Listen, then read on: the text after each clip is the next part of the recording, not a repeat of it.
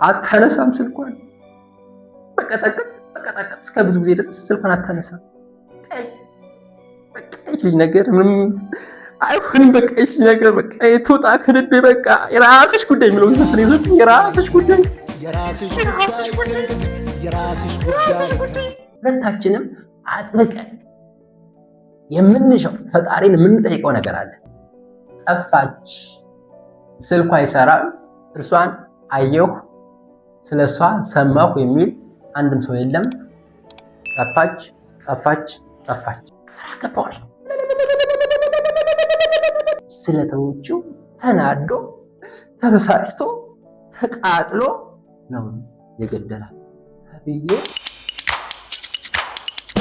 የ7 ዓመት ፍቅሬን ሳጣት ለጊዜው ልቤ ቢሰበርም ነገር ግን እንደ ምክንያት ሆኖኝ ስውር የተሰኘ መጽሐፍ እንዴት ልጽፍ እንደቻልኩ በክፍል 1 ነግሬያቸዋለሁ።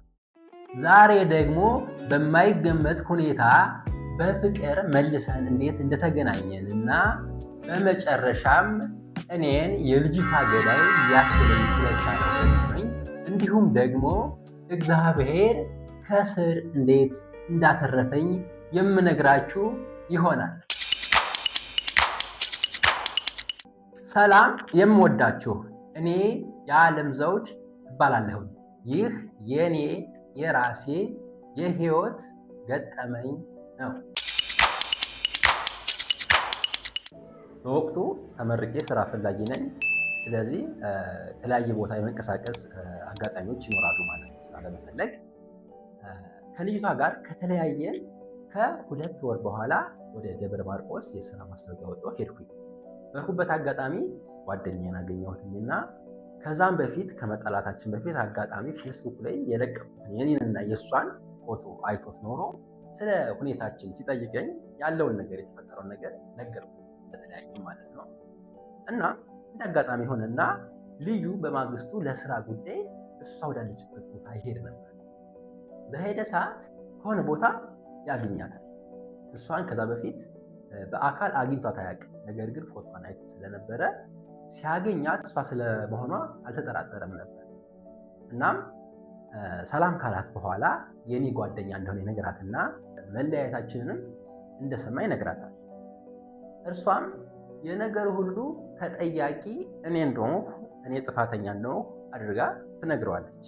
በነገራችን ላይ ቤቱን ደገፍ አድርጉት፣ ሰብስክራይብ እያደረጋችሁ ሼር እያደረጋችሁ ላይክ እያደረጋችሁ ይህንን ቤት ስራውን ጨርሶ በተመለሰ ጊዜ አገኘኝ።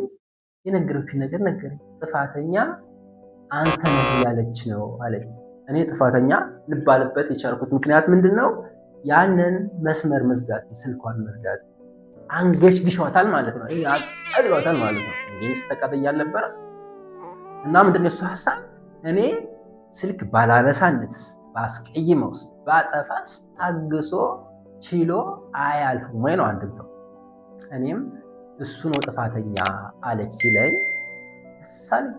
ምክንያቱም እርሷ አጥፍተሃል ካለች ያልሰማሁትና ያላየሁት ጥፋት ቢሆንም እግሯ ስር ተደፍቼ አዎ በድዬሻለሁ፣ አጥፍቻለሁ፣ ይቅር በይኝ ማለቱ የ7 ዓመት ያህል መስዋዕትነትና ከፍቅሩ አይበልጥም።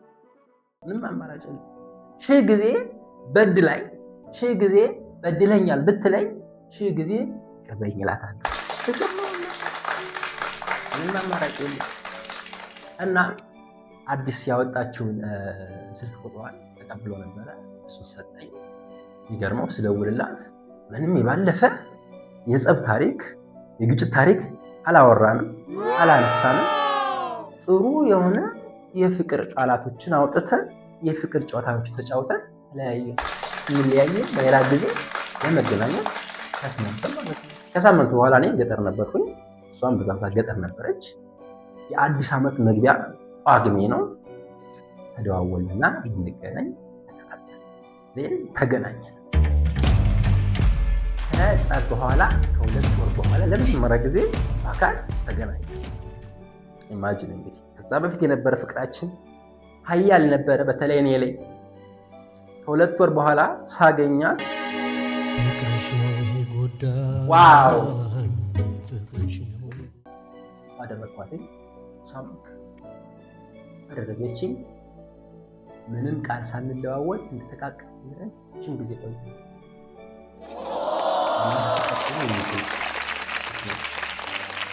ለልብ ተገናኘ።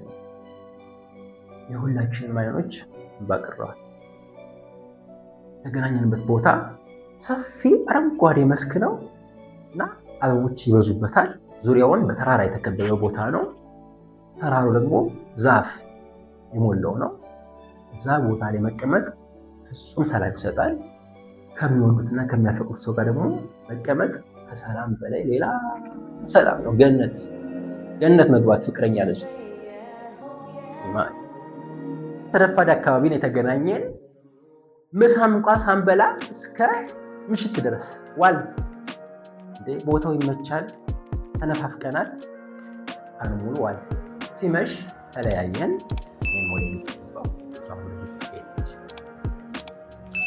ያኔ ከ2 ወር በፊት ስትለየኝ ከአደርኩት ኢሰላማዊ አዳር በተቃራኒ ፍጹም ሰላማዊ የሆነ ተኝቼ ጠዋት ስነሳ ድምፅ ወደ ጆሮ የመጣ ጥበብ ነች። ጠራችኝ እንደለመደባት። ልጄ ሆይ አለህ? አዎ ተነስ። ተነሳሁ። ጥበብ ምን ልታዘዝ? ምን ላርግልሽ? ምን ልሆንልሽ? ጥበብ ጻፍ አለችኝ። ጥበብ ስጠራ እንዴት ነው? ጻፍ አለች። ጻፍኩኝ። ይህን ጻፍኩኝ። እኔ እኮ ከ8 ዓመት በፊት የጻፍኩት ነው፣ ግን እንዴት እስከዛሬ ያስቀመጥኩት? ያኔ ከ2 ወር በፊት ስንለያይ የጻፍኩት ለቅሶ ነው። አዛምድ የሚል ርዕስ ነበር አይደለ? ይሄ ደግሞ ይሄ የሚለየው ለእኔ የጻፍኩት አይደለም። ይሄ ለእሷ ጽፌ የምሰጣት ነው። ነገር ግን የመጀመሪያው ድራፍት ምንጊዜ ምን ጋር የሚቀርብ ጽፌ ስሰጣት የመጀመሪያው እንደፈለግኩት ስለማይሆንልኝ እጽፈውና እኔ ጋር ይቀራል። አሻሽዬ ሁለተኛ ስጽፍ እሱ ለእሷ እና ይሄ እኔ ጋር የቀረው ነው። የተሻለው እንግዲህ ለእሷ ስትችላለሁ ወቅቱ ማለት ነው። ርዕሱ ተመስገን ይላል።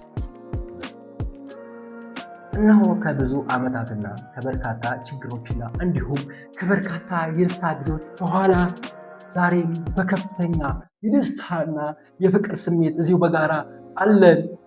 ተመስገን። አሁንም በድጋሚ ተመስገን። በአካል ገዝፎ ምንም እንኳ ለሰው ዓይን የማይታይ ቢሆንም በእኔና በአንቺ መካከል ሊበጠስ የማይችል መራራቅና የጊዜ ርዝማኔ ሊያላለው የማይችል የፍቅር ሰንሰለት አለ። በአንዲት ትንሽዬ ሰፈር ተወልደን ከዚህችው ሰፈር እትብታችን ተቀብሮ ከአንዲት የውሃ ምንጭ ጠጥተን አድገን ያው የፈጣሪ ትእዛዝ ሆነና አንቺም እኔም ባልጠበቅ መንገድ ከሁለት ሰዎች ወደ አንድ ሰው ተቀየረ። ያው ባልና ሚስት አንድ ናቸው እንጂ ሁለት አይደሉም እንደሚለው ቅዱስ መጽሐፍ። አንቺም እኔም ለአቅመ ሔዋንና ለአቅመ አዳም ባልደረስንባቸው ወቅቶች ተገናኝተን ያሳለፍናቸው የዓመታት ቆይታዎች በዚያ ጊዜ አልፎ አልፎ የመፈራራት ስሜት ቢኖራቸውም በዚያም ወቅት ችግር መስለው ቢታዩም አሁን ወደኋላ ዞር ብለው ሲያስታውሷቸው ግን እጅጉን ይናፍቃል። ምክንያቱም ገና በጨቅላ አእምሯችን ያስተናገድናቸው ታላቅ የሕይወት ትዝታዎቻችን ናቸውና አሁንም ቢሆን እነዚያን ሁሉ ስናስታውስ አይ ሕፃንነት ይገርማል እኮ ማለታችን አይቀርም። መቼም የሰው ልጅ እድሜው በጨመረ ቁጥር የአስተሳሰብ አድማሱ እየጨመረ መሄዱ አይቀርምና ከጊዜ ወደ ጊዜ ግንኙነታችን እየጠነከረ መጣ። ከመፈራራት ወደ መደፋፈር፣ በመንገድ ስንታይ ከመሻወድ ወደ ሰላም መባባል፣ በጋራ ሆነን ዝም ከመባባል ወደ መወያየት፣ ከዚያም ሲቀጥል ወደ መነፋፈቅ፣ ወደ ፍቅር እያመራን ያው በጣም በሚዋደዱና በሚፋቀሩ ሰዎች መካከል መኳረፍና መቃቃር መቼም ቢሆን ሊጠፉ የማይችሉ ነገሮች ናቸው። ነገር ግን የሚወዱትን ሰው ያኮርፉታል እንጂ አይጠሉት። በጣም የሚገርመውና የሚደንቀው ግን ማኳረፋቸው የበለጠ የፍቅራቸውን ከፍተኛነትና ናፍቆታቸውን ይጨምረዋል እንጂ አይለያያቸውም። በፍቅራቸው ጊዜ በጋራ ሆነው በግልጽ የማይታያቸው ፍቅር በተኳረፉ ወቅት ግን ለካ ይህን ያህል ነው የምንዋደድ ኖሮ ማለታቸው ግድ ነው። በእኔና በአንቺ መካከልም ይህ ነገር እንደሆነ ግልጽ ነው ይልና ወደ ገጽ 2 በጋራ ከነበርንባቸው 7 የፍቅር ዓመታት ይልቅ በተለያየንባቸው 2 የመኳረፍ ወራት ብዙ የፍቅር ሰመመንን፣ ናፍቆትን፣ ትዝታንና ወደ ባሻነትን አሳልፈናል። ለዛም እኮ ነው ምንም እንኳ እኔና አንቺን ሊለያዩን የሞከሩ ብዙ ጣጣ ገቦችና ፈተናዎች ቢበዙም ተመልሰን መገናኘታችን ያቺ የቀን ቅዱስ የሆነችው ዕለተ ሰንበት በወርሃ ጳጉሜ በአንደበታችን ሳይሆን በልባችን አገናኝታ ከፍቅር ማዕበል ውስጥ አስገብታ አገኘናት። እኔ እስከማውቀው ድረስ በመኳረፍ የተለያየ ሰው በ10 ሽማግሌ እንኳ በልመና ብዛትና በታቦት በቄስ ግዝት ብዛት ቢታረቁ ልብ ለልብ ለመገናኘት ግን ብዙ ጊዜ ይፈጅባቸዋል። የኔና ያንቺ ግን በተቃራኒ ነበረ። ሽማግሌ ሊያስፈልግ ይቅርና በቅጡ እንኳ የጥላቻ ስሜት ከውስጣችን አልነበረም። በፍቅርና በእንባ ተራጭተን የተለያየን ያህል መገናኘታችን ሰቆቃ የሆነብን። ለዛም ነው በእኔና በአንቺ መካከል ስውር የሆነ ሊበጠስ የማይችል የፍቅር ሰንሰለት። አሁንም በጣም እርግጠኛ ሆኜ የምነግርሽ በአንድም ሆነ በሌላ ምክንያት በጋራ መኖር ባንችልም እንኳ መቼም ልንረሳሳ አንችልም። ያ ስውር ሰንሰለት አለና። ዋው! ሚስማር የሚጠብቀው በደንብ ሲመታ ነው። ወርቅም ወርቅነቱ ጎልቶ የሚወጣው በእሳት በተቃጠለ ጊዜ ነው። የኔና የአንቺ ግንኙነትም እንዲሁ ብዙ እንግልትን፣ ስቃይን አሳልፈናል። ነገር ግን ያ ሁሉ ችግር የበለጠ ያጠነክረናል እንጂ አይለያየንም። ሲጀመር በድሎትና በምቾት ብቻ የነበረ ፍቅር ወደ መሃል ሲገቡ ምን ወደ መሃል ሲገቡ ትንሽ ችግርን መቋቋም አይችልም። ምክንያቱም ችግርን አልለመደምና። ይህም የሙቀት ዳርን ይለያያል፣ ልጆችን ይበትናል፣ አገርንም ይጎዳል። የኔና የአንቺ ግን ከእንግዲህ በኋላ ምንም ችግር ቢመጣ ችግሩን ለመቋቋም መፍትሄ ለመፈለግ ይቀለላል እንጂ እጅጉን አይከብድም። የእነ ቶሎ ቶሎ ቤት ግድግዳው ሰንበሌጥ እንደሚባለው ሳይሆን የቤታችን መሰረት ለመስራት 7 ዓመታትን ተጠቅመናል። አንድ ቤት ደግሞ መሰረተ ጽኑ ከሆነ ለልጅ ልጅ የሚሸጋገር ይሆናል። ማሪ የቤታችን ግድግዳና ጣሪያ ደግሞ ግድግዳና ጣሪያዎች ተሰራ 7 ዓመት ለመሰረት ብቻ ነው።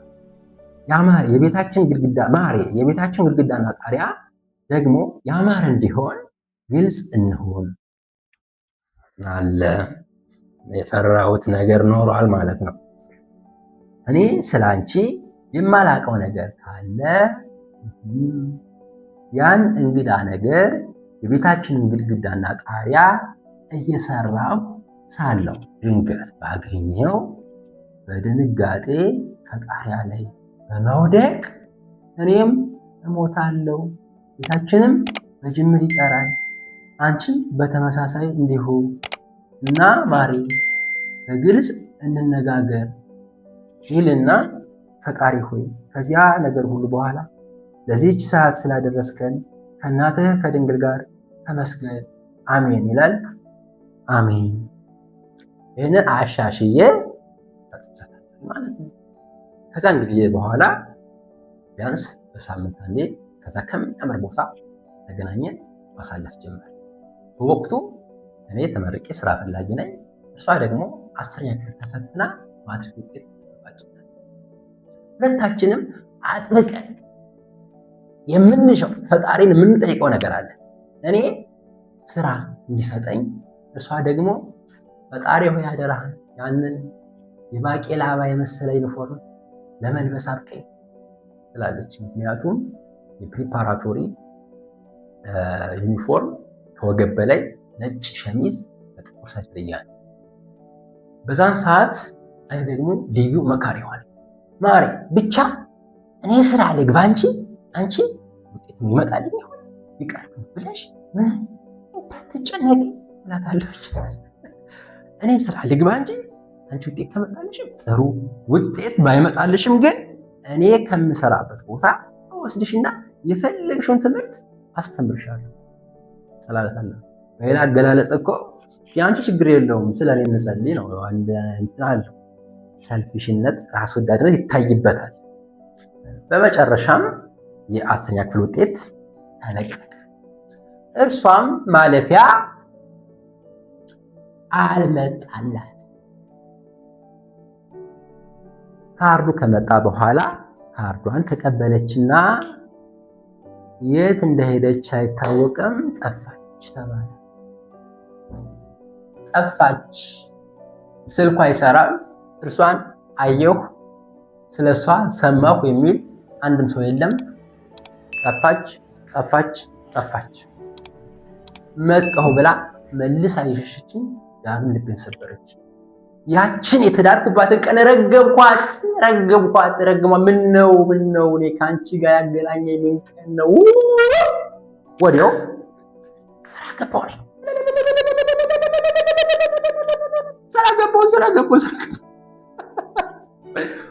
እሷ መጥፋት ውስጥ ቢያዝንም ስራ ማግኘቴ ግን ማለት ነው የጉዳቴን ከፍተኛነት አለዘበው፣ ጉዳቴን አቀለለልኝ። ስራ ጀመርኩ፣ ደሞዝተኛ ሆንኩ። የፈንጠዝያ ወቅት ነው። ዋው ይለያል፣ ያ ጊዜ ይለያል፣ አባት ይለያል። ያ ወቅት መቼም አይገኝም፣ መቼም ማለት ነው። በወቅቱ ስራ መቀጠር የስኬት ጥግ ነው። ደሞዙ አሪፍ ነው። ከዛ በፊት ከነበረበት ችግር አንጻር ስራው ተማሪ በነበርኩበት ጊዜ ሁሉ ላገኘው የምመኘው ስራ ነው።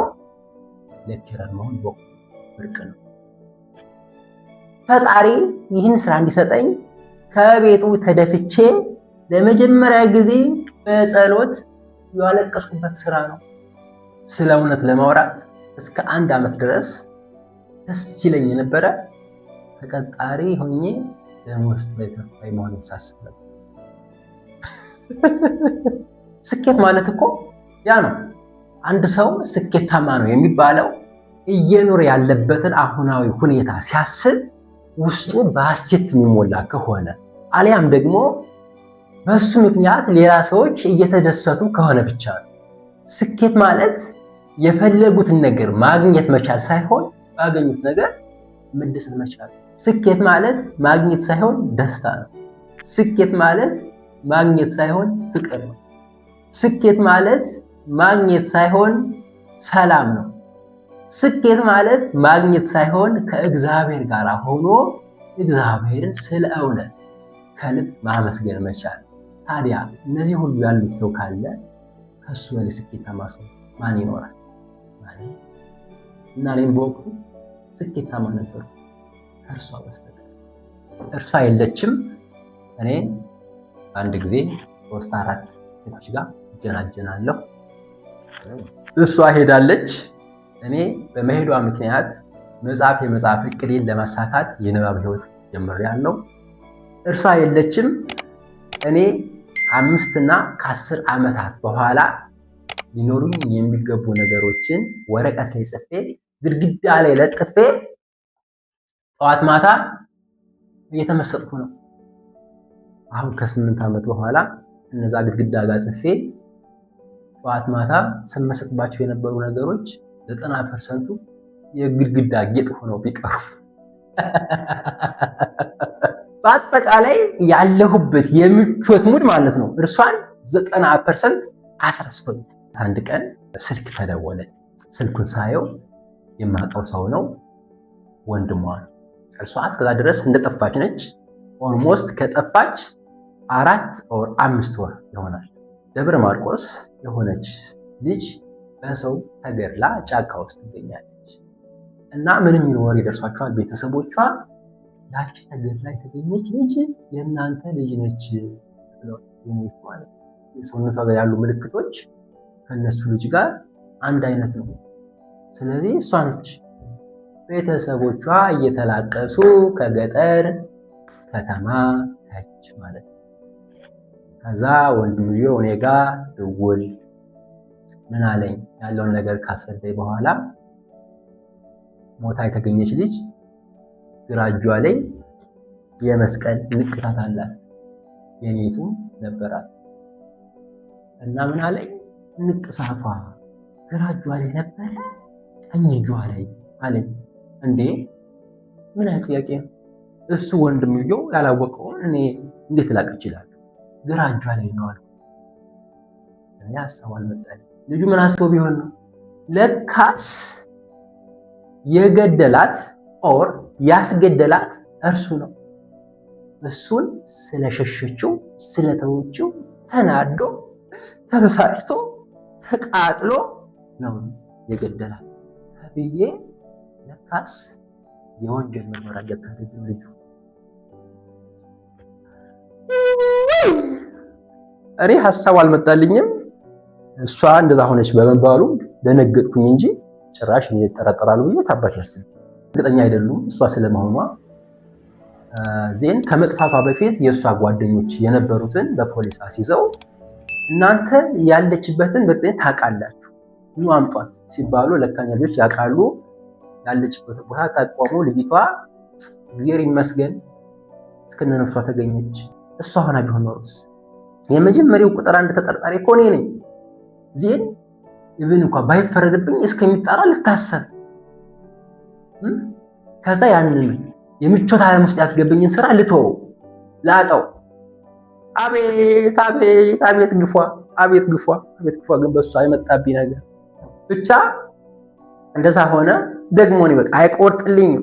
አንዴ ተበልቻለሁ። በልጅነት ገብታለች በቃ በልጅነት አይቆርጥልኝም። መቼም ተገኘች ሲባል ስልኳን መስራት ጀመረ። ደወልኩላት፣ አታነሳም ስልኳን። በቀጠቀጥ እስከ ብዙ ጊዜ ድረስ ስልኳን አታነሳም። በቃ ይህ ነገር ምንም አይሆንም። በቃ ይህ ነገር በቃ ትውጣ ከልቤ በቃ የራስሽ ጉዳይ የሚለውን ዘፈን ይዘፍን። የራስሽ ጉዳይ አንድየውን ወጣልኝ፣ አመረርኩኝ፣ በዛብኝ። ወደ መጽሐፍ ጉዞ አደረግኩኝ። ነገር ግን የእነሱ መጨረሻ ደግሞ ጣጣው ብዙ። በዛ መንገድ ተለያይተን የምንቀር ይመስላችኋል? ወደፊት የምናየው ይሆናል። ነገር ግን ማለት ነው ይህ ቤት አዲስ ቤት ነው። አዲስ ጎጆ ወጪ ነኝ። ባዶ ነው ቤቱ። ሰብስክራይብ የሚባል ዕቃ የለው፣ ሚት የሚባል ዕቃ የለው፣ ላይክ የሚባል ዕቃ የለው፣ ሼር የሚባል ዕቃ የለው እና ኮሜንቱንም ላይኩንም ሰብስክራይቡንም ሼሩን ብያዛችሁ ቤቴን አሳድጉት፣ ደገፍ አድርጉት። እስካሁን ድረስ አይተህ ሰብስክራይብ ሳታደርግ ልትወጣ ነው? እስካሁን ታይቶ ዝም ብሎ አይባልም። ነውር ነው። ሰላም